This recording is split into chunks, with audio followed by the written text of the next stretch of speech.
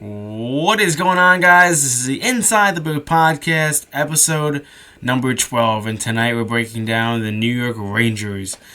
And a lot to cover tonight. A lot has happened over the recent days, and we get right into it. And just to start it off, the New York Rangers are back in the playoffs, and that's huge. They also sit at third place in the Metropolitan, and also things are starting to get interesting. With how the Metro Division has shaped out. The Rangers are only 2 points behind the New Jersey Devils, and if you told me that, maybe 2 weeks ago, I wouldn't believe you, because, the Devils, they were on a streak, and they kept getting points in any fashion, whether it was overtime or regulation. But, the Rangers have picked up their play in a very good manner, and, in particular, some guys like Mika Zibanejad, especially, I think, he's picked up his game, 2 consecutive 80-point seasons for Mika Zibanejad. The only other people to really do that was Artemi Panarin in 2021 and 2022, Jaromir Jagr, and even Wayne Gretzky. Those are quite the club to be a part of. But Mika Zibanejad has been really good, and you could argue he's been a top 10 center this year, especially with how he's improved defensively. He's been pretty average at, face-offs, just under 50%, I believe, which is okay because we have Vincent Trocheck, who has been a magician on the face-off dot. But nonetheless, this is a team that's on pace for 48 wins this season. They had 52 the year ago, and we look at the stats in 2021-2022 season. They had 254 goals and 207 goals allowed and 110 points. This season, they have 98 points, and they've scored 253 goals and only have allowed 200. So, I think it's pretty safe to say with the few games remaining, the Rangers will definitely top the 254 goal mark that was set previously. But that's good to see. The offense, I expect this team to score with the offensive power Chris Drury has assembled, with getting Patrick Kane and Vladimir Tarasenko at the deadline. Those are 2 superstars, and they're not the same player they were, maybe 2 or 3 seasons ago, but they still bring a lot to the table. And I think they both are starting to fit in well with this team. And I think Patrick Kane had another solid night last night against Columbus. He was really showing off his hands and really showing the player that Patrick Kane is. He's a playmaker. He can make really good passes, and he could even, score impossible angles, I feel like. I feel like the goal he had last night on Michael Hutchinson, I don't think Michael Hutchinson was expecting him to rip the puck. That's just what the Patrick Kane release is. It's a super sneaky release, and he's also still got one of the best backhands in the league. But another guy that also has, picked up his game, and we needed him to, was Igor Shesterkin. Week or so ago, he was struggling, and part of it was on the defense, but also part of it was not Igor Shesterkin's game. He was making mistakes we never saw him make, but now he's really picked up his game. And we look at the season he's having this season. 914 save percentage, two shutouts, and a 2.54 goals against average. And we look at the season he had previously, the year ago. In 53 games played, 207 goals against average, 935 save percentage, and 6 shutouts. But, I've said it before, Igor was not going to, replicate that in any shape or form. But, you like to see Igor, starting to play like Igor Shesterkin. And also, right at the right time, they, got him to start playing better. They catch the Devils. They play the Devils on Thursday, which is a huge matchup. But to see Igor, really start to find his game is huge for the Rangers, because a healthy playoff Igor is, something really scary. And when he's on his game, he's easily one, if not the best goaltender in the league. You could argue Vasilevsky or Sorokin. Those are really my only other 2 you could really argue, in my opinion. Because those 3, I think, have established themselves as the S tier of goaltenders. Vazzy, Shesty, and Sorokin. I think those 3 have been the 3 best goaltenders the last previous years. You could argue Linus Olmark, but I don't trust it. I need to see him perform in the playoffs, and then we can maybe talk. But, it's really good to see Igor find his game. They got a huge matchup against the Devils, and, this is a huge game for the Rangers. They're coming in 8-1-1 in the last 10, and also coming off a 6-goal performance over the Columbus Blue Jackets. And, this is a Devils team that really relies on their skill. They're not a heavy-hitting team. It's not like you're going to be playing a team like the Islanders or even the Senators, a team that hits a lot. This is a team that doesn't throw the body as much as the Rangers. The Rangers throw the body a lot, and in particular Jacob Trouba. But I expect this to be a hard-hitting and, exciting game. At the Prudential Center, Rangers are on the road. I bet it's going to be packed there. And, a lot of stakes at this game. If the Rangers can get this game, it would be huge for them. One, for a momentum booster, and just to feel good to get 2 points against a good New Jersey team. That team has come out of nowhere, I feel like. I feel like this season, we expected the Devils to be, in the 4 or 5 range of the Metro, but this season, their skill is really showing, and also adding Timo Meier is a huge acquisition for them. And, Timo Meier is a guy who could score in any way. He's a really good player.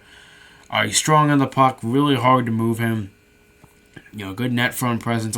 There's a lot of positives about Timo Meier, and not much really to critique about his play, in my opinion. But like I said, the Rangers have to sneak into this building and take 2 points. I think the Devils are a really strong team, but I think really their goaltending is really just the issue. I think if the Devils want to make that next step, I think whether it's acquiring a goalie or trying to find a stud prospect goalie in the draft or something, I think that could really take them the next leap. I don't know if I trust Vanacek or Mackenzie Blackwood or whoever their other goaltender is to lead them the way. And that's why I think, I've said this on the previous videos of the podcast, that it really if today was the day that the Rangers played the Devils in the playoffs, I really think that series really just dictates on how Igor Shesterkin plays. If he plays remarkable, I could very well see the Rangers winning that in 6 games. But if he plays, to his mediocre, like what he had in the mid-season, this game could easily go to 7, and even the Devils could even knock off the Rangers in the first round. I think this is a tough series to predict. Because anything can happen. But Jack Hughes has been really good this year. He's gotten the top line minutes, and he's producing. I think his skating has gotten better. A lot has gotten better out of Jack Hughes. But Kakko, he's playing the third line. I know people have been seeing that comparison, but I just think with Kakko, he's got he's playing the third line right now, and once some players' departure and more opportunity gets for Kakko, I think he'll be just fine. I don't know if he's going to score 40 goals like Jack Hughes, but I think he'll be a solid playmaker in the NHL. But another thing with this Rangers team, down the stretch, down the regular season, is they have to stop, I guess I wouldn't say relying on Igor, but they have to limit the high danger chances that they're giving up, because Igor Shesterkin is a human, and he can only stop so many shots. Because they gave up 10 high danger chances to Columbus team that is, in my opinion, nowhere near the skill level as you. They have Johnny Gaudreau, they have Kent Johnson, and some other pieces, Boone Jenner, but I don't see that team as like a team that should be getting that many chances against the Rangers. And, that's what I said before, is it really relies on, how good Igor plays and how good the defense plays. I know this team can score. I know that. Patrick Kane can score, Tarasenko, Kreider, anybody in that top 9, even honestly, every line can score. Vesey's got 10 goals on the year. Mott was on, had a few goals in the previous games. But, now we head to the Q&A. First question is, do you expect the lines to stay the same come playoff time? The short answer is yes. I don't really see Gerard Gallant changing any of those lines. I think he's liked the lines, and I do too. Second question is, how do you think Patrick Kane has played recently? I said this earlier. I think he's played a lot better. He's gaining a lot more confidence, getting to know the guys better, and I think he's been, solid. I wouldn't say great, but I think solid. I think solid's the right word. Do the Rangers have the ability to beat the Devils in a playoff series, or even if it comes down to the Boston Bruins? So I like this question a lot because I think the Rangers do have the ability to take down the Devils. And the playoffs are the playoffs. We've seen crazy things. We've seen the Lightning, win the President's Trophy and then get swept in the first round. We've seen the St. Louis Blues go from all the way at rock bottom to go all the way down, beat the Stars, beat everybody, and beat the Boston Bruins in the Stanley Cup. We've seen so much over the years. Anything can happen in the playoffs, but I think the Rangers do have the ability to beat them. My thoughts on the game against Columbus, I think solid game. I think they lost the momentum a bit when they were up 3-0, and then they let Columbus back in the game. But nonetheless, good win. 6 goals is 6 goals, right? And yeah, how good will the top 9 be in the playoffs? Well, I want all lines to be good in the playoffs. I don't want just the top 9. I think that fourth line is really going to establish something. I think Goodrow's really good. I think Vesey's good. I think Matter's good. I think they've all been pretty good this year. And yeah, I think to wrap things off, we also heard that Philip Hedl gets a 4-year contract extension with the New York Rangers. And that came out of nowhere. I didn't expect Philip Hedl to get a contract right away. I thought they would wait till, after the season. But, Chris Drury, he does things in silent, He acquired Patrick Kane. He acquired Vladimir Tarasenko. And now he's getting Philip Hedl back. And, $4.5 million, 4.4, sorry. It's a really solid price. He's got 22 goals this year, Philip Hedl. 22 on the third line.